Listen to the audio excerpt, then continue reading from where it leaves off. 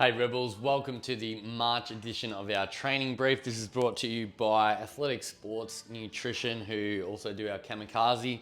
This protein that we've been bringing in for a little while now, you may not be familiar with it. It is similar to our No Whey in that it is collagen based, but it also has additional whey protein in there. So if you're looking to really sort of push to build muscle, there's a slight advantage to this, and you might want to try it out. Flavor comes in choc nuts and cream caramel. By the time this airs, we should have a fresh stock of the choc nuts flavor, which has been quite popular. So if you're interested in trying it out, come and speak to one of the coaches.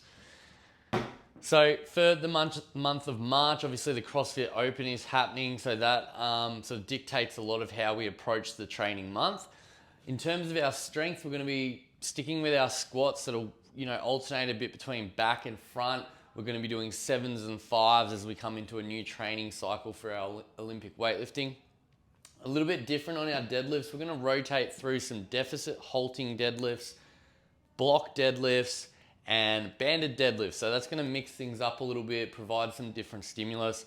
You'll find the reps will be more set rep routines rather than, descending ladders and waves and stuff like that. We're also bringing in behind the neck shoulder press. So this is great for pressing strength, but also shoulder mobility. First week will be 10-8-6, 10-8-6, and then you can expect the reps to kind of go down from there. And we'll be doing that into probably mid-April.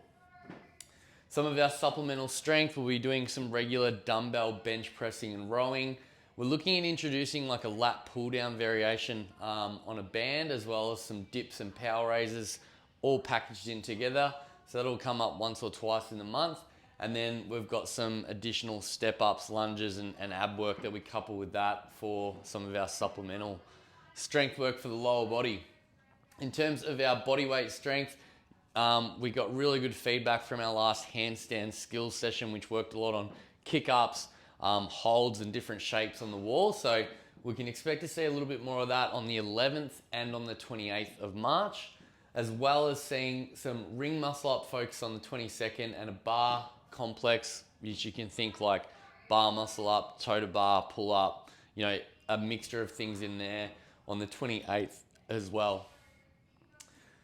Key dates to note, CrossFit Open WODs, these are all going to be on Saturdays. So 24.1 on the 2nd, 24.2 on the 9th, and then on the 16th, our final week, 24.3.